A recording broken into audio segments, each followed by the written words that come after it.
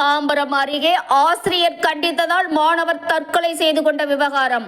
உடலை வாங்க மறுத்த உறவினர்கள் அரசு பள்ளியை முற்றுகையிட முயன்றதால் பரபரப்பு.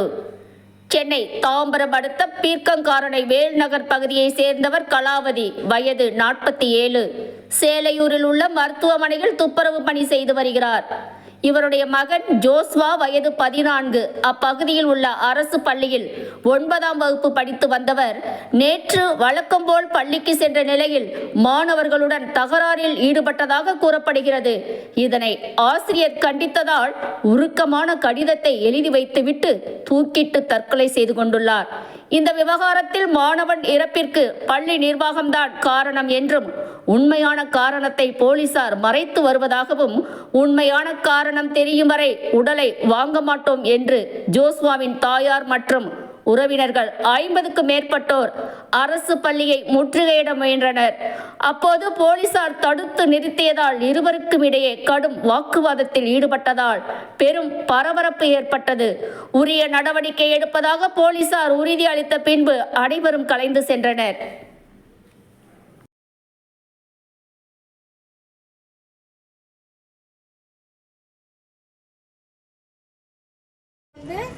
ஹெச்எம் அந்த கிளாஸ்லேயே உட்கார வச்சுருக்காங்க. நாங்கள் என்ன கேட்குறோன்னா, ஒரு இதுக்கும் அவங்க என்ன சொல்கிறாங்க, புள்ளையே அரை மணி நேரத்துக்கு வரலன்றாங்க.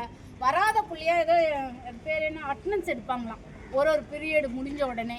அப்போது 12 மணிக்கு மேலே அவன் ஸ்கூலில் இல்லை. அப்போ அட்டனன்ஸ் காலையில் அவங்க புள்ள இன்னொரு பையனை அடிச்சிட்டான், வாங்க அவங்க போலீஸ் ஸ்டேஷனில் கம்ப்ளைண்ட் கொடுக்க போகிறாங்களாம் அப்படின்னு சொல்லி அவங்க அம்மா வேலை மேலே ஃபோன் பண்ணியிருக்காங்க.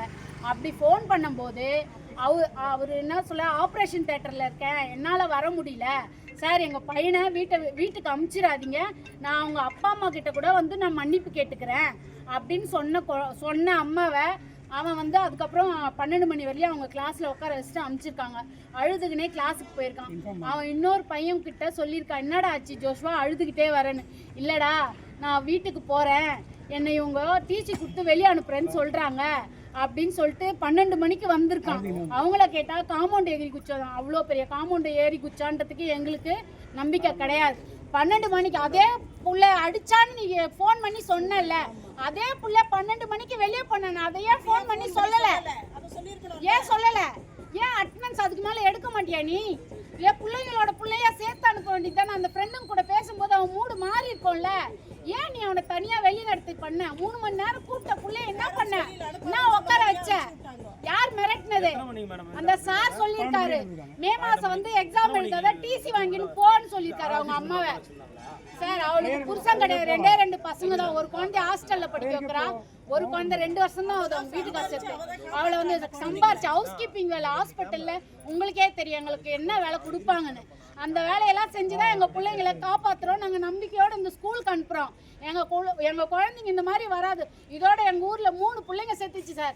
ஒரு பொம்பளை பொண்ணு, ஒரு ஊமை அவங்க அப்பா, பேச வராது, ஒரு பொண்ணு செவிடு. அதோட குழந்தைங்க, ஒரு பெண் குழந்தை யூனிஃபார்மோட தூக்கு போட்டுருச்சு. அவங்க பாட்டி ரேஷன் கடைக்கு போயிட்டு மண்ணெண்ணெய் வாங்கிட்டு திரும்பி பார்த்தா குழந்தை தொங்குது சார். எங்களுக்கு நம்பிக்கை கூட இல்லை, அந்த குழந்தை அவ்வளோ உயரத்துல ஏறி தூக்கு போடுமானே எங்களுக்கு தெரியல. ஆனால் செத்து சார். இன்னொரு குழந்தை வேல்நகர் 4ஆவது தெருலையும் அதே மாதிரி இன்னொரு பெண் குழந்தை செத்துது. அதே மாதிரி இந்த ஸ்கூலில் படித்த பிள்ளைங்க தான் சார் எல்லாம்.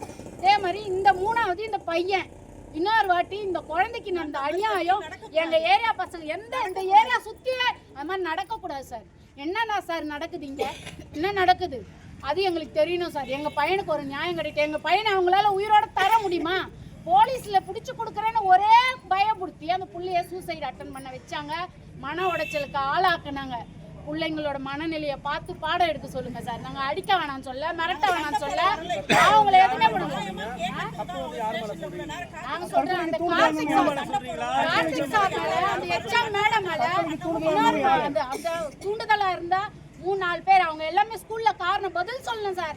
9ஆவது வகுப்புக்கு யார் வருவாங்களோ அத்தனை பேரும் பதில் சொல்லணும் சார். பதில் சொல்லுங்க சார் எங்களுக்கு. அப்போ